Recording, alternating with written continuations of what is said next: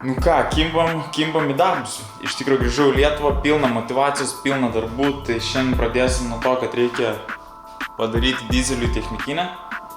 Kaip padaryti? Reikia tiesiog nuvažiuoti ir su sportiniu pasu turėtų kaip ir viskas gerai būti.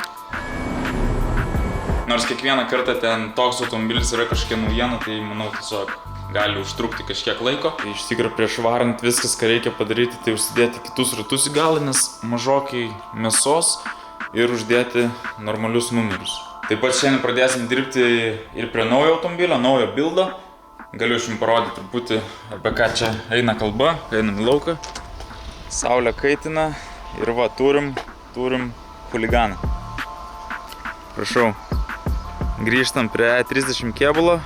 Buvau truputį pasiilgęs, kai pardaviau savąjį, tai bandysim prikelti šitą. Tai kaip sakiau, motivacijos daug ir užsibrėžtų tikslų turbūt dar daugiau. Kas čia per zoomas? Opa, gerai.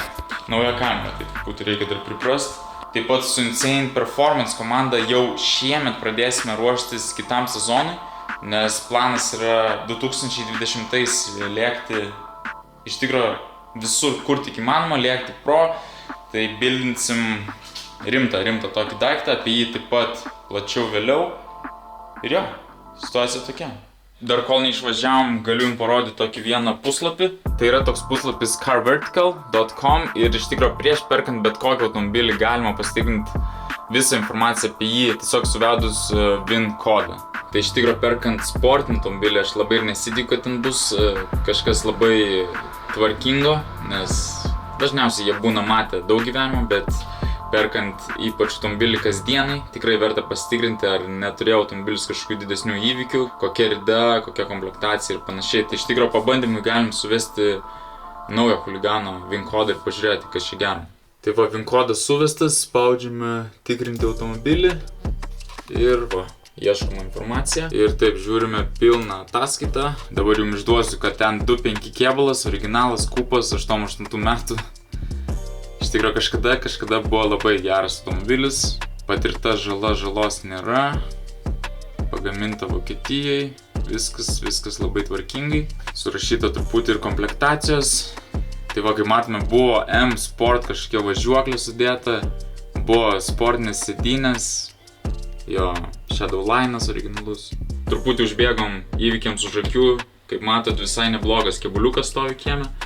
Tai grįžus galėsim apžiūrėti. Ir jeigu kada prireiks pasitikrinti patiems informaciją apie automobilį, carvertical.com, visa informacija. Dabar galvoju, gal suvest dyzelio dar VIN kodą pasitikrinti. Jo, pažiūrėkit. 318 kupė. Įsas buvęs. Toks ir liko, va, panašu. VIN kodo nepakeis. Ridos problemytė, pasirodo bėgęs daug buvo. Tai rida didesnė nei vidutinė. Kokia ta rida? Va, pas šitą užfiksuota rida 250 000. Iš tikrųjų ne taip ir baisiai. Tai iš tikrųjų netgi ir senam automobiliui vat, parodė ridą. Bet šiaip kaip ir normaliai. Pažiūrėkit kokia informacija, kad 03.03.2017 buvo daryta techninė apžiūra ir ji nepavyko. Ir pala. O po to atlikta, jo, nes atsimenu, čia iš tikrųjų variau su sportiniu pasu, va, kaip tik prieš 2 metus. Variau su sportiniu pasu ir iš pirmo karto nepraėjo, nes buvo vasarinės padangos, o variau žiemą. Ir ką, važiuojam tada atnaujinti informacijos, kad va, 2019 vėl technikinė bus padaryta. Gerai, einam dirbt, carvertical.com. Parašykite, jeigu kažką įdomaus radote apie savo automobilį. Tikiuosi nebus, kad stovi pas jūs kieme koks, o pasirodo voktas.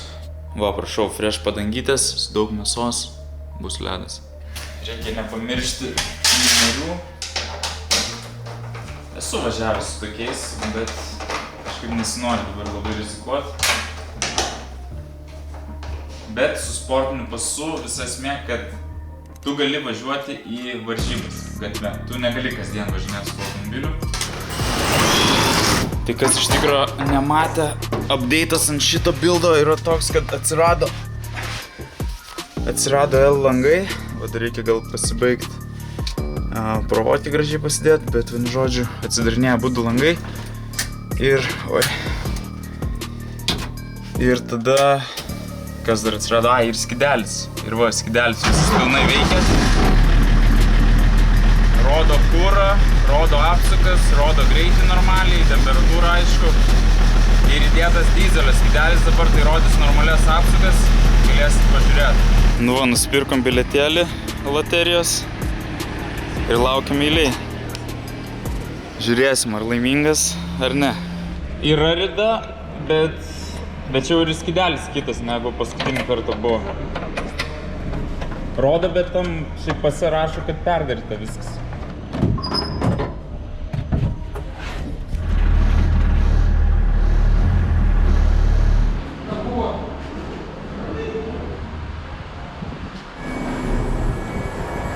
Dedam bumperį atgal, technikinė yra. Žalias lapas done. Važiuom. Vienas darbas padarytas, dizelis vėl street legal. Aišku, užtrukau visą dieną, bet galiu pasakyti, kad aptarnavimas buvo 10 iš 10, žiauriai viskas maloniai praėjo, jokių problemų. Jeigu gerai pamenat, kai variau prieš 2 metus techninę apžiūrą, tai buvo šiokių tokių nesklandumų, niekas nesuprato, kaip į benzo kėbulą įdėtas dizelio motoras ir panašiai. Bet šį kartą nieko, visiškai greit praėjau. Ir dabar ką, einam prie E30. Iš esmės reikia jį tiesiog čia atsistumti prie garažo, bus daug patogiau, nes ten viduj pilna šroto, reikia viską tiesiog išimti šiandien, praardyti kiek įmanoma, pažiūrėti dar ko reikia, ko nereikia ir matysim tolimesnius planus. Kaip matėt, prieš tai originalus 2.5 kupas, kažkada buvo juodas, dabar sudėtas toks fake M3 body kitas, ratukai 17, stabdžiai man atrodo, kem 6 3 litrų. Benzo. Šioks toks salonas, bet realiai viskas išsiims. Kažkokios E30 sėdynės. Truputį sugadintos su diržais. Jo. Hidraulinis IRP. Plastikiniai langai gale. Keleivio durys plastikinės. Carbon fiber spoileris. Yra visa važiuoklė, vien žodžiu. Turėtų būti 2.5 plus stovi coilai XIZ Racepack. Ir aišku, nėra motoro. To atidarom gal kapotą. Iš toliau štai toks vaizdas. Turėsim automobilį, su kuriuo galima šert. Turėsim šitą E30, kurį bildinsim. Ir iš tikro planas toks, kad per mėnesį aš galvoju padaryti, kad šitas E30 važiuotų. Jis turi sportinį pasą. Tai planas toks, va, praėjom dizelį technikinę. Tai už gero mėnesio praeisim ir E30. Tai realiai reikia rasti motorą.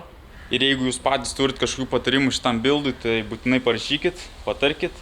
Ir gal net turit kažkokių dalių nereikalingų, tai aišku, aš jas priimsiu. Ir galbūt per tą mėnesį ir subildinsim kažkokį projektėlį. Iš esmės po kapotu nieko nėra. Kaip matot, perdarytas traversas. Galima kraut, kad ir kregždės motorą ir nereikės ieškoti kito to oil pan. Pala, kaip jis. Realiai pamiršau kaip lietuviškai. O toliau nieko nėra. Nu va, IC stovi, buvo prieš tai turbo motoras. Tai aišku, tą IC reikės lupt lauk. Opa, bagažinė. Bagažinį dar turim turto. Dar tiesa, va, galinė plasmasė tokia, pirmą kartą matau. Tai va, turim huliganą. Dar kartą. Surinksim, va, duosim Ignui pralėkti. Nu va, iš esmės galim pažiūrėti, ką čia. Išėmiau viską išėmiau iš automobilio. Turim va tokius dalykėlius perdarytus. Jeigu kam reikia, rašykit, ką mes čia dar gerą turim. Gal kažkas žino iš išvaizdos, koks čia kardanas. Galbūt 2.4 turbo dizelio, tada būtų labai gerai. Nusiėmė spoileris. Iškart atsirado kažkoks normalesnis vaizdas. Išsiėmė sėdynės iš vidaus. Bagažinė atrodo štai taip. Nėra labai supuvus. Labai minimaliai kuro kumas dedasi. Tada turim atstoniką kuro. Bakas standartinis, reikės išsimti, išsiplauti, pažiūrėti, kas ten gero. Vidus dabar taip atrodo. Iš tikrųjų irgi nėra labai baisiai supuvęs. Čia prieki kažkiek rudelių yra. Ten va kampas prapuvęs, bet ten ir šiaip problematiška vieta, tai susitvarkys. Tai iš tikrųjų, ką matau, kad man reikia rasti, kas Vilniuje dažo kėbulus, arba kas galėtų padėti. Nereikia idealios būklės, bet reiktų vidų išsidažyti iš naujo, reiktų po to išorę nupūst, kad bent jau tvarkingai būtų. Nespėjau dar interkulerio nuimti. Nuėmiau bumperį. Reikia kelis varžtus nuimti balkį priekinį ir tada IC nuimti. Man atrodo, ką, šiandien dar nuimsiu gal body kitą ir viskas. Pamiršau parodyti, kad va yra galinis, naujas M3 bumperis ir dar radikas. Tai va, maždaug plius minus tų dalių yra. Tai reikia tik viską surinkti. Dar reikia lempų priekinių, nes šitos suskilusios. Ką galiu pasakyti, slenkščiai okei. Labai geros būklės, bet man atrodo, čia vat bus staigmenėlė. Opa. Jo, visas grožis. Gan žiauriai išpjauta. Vietos belenkiek. Gaila gero kėbulo, aišku. Nieko. Man atrodo, fenderio tiesiog aplink arką tai nelabai čia užteks.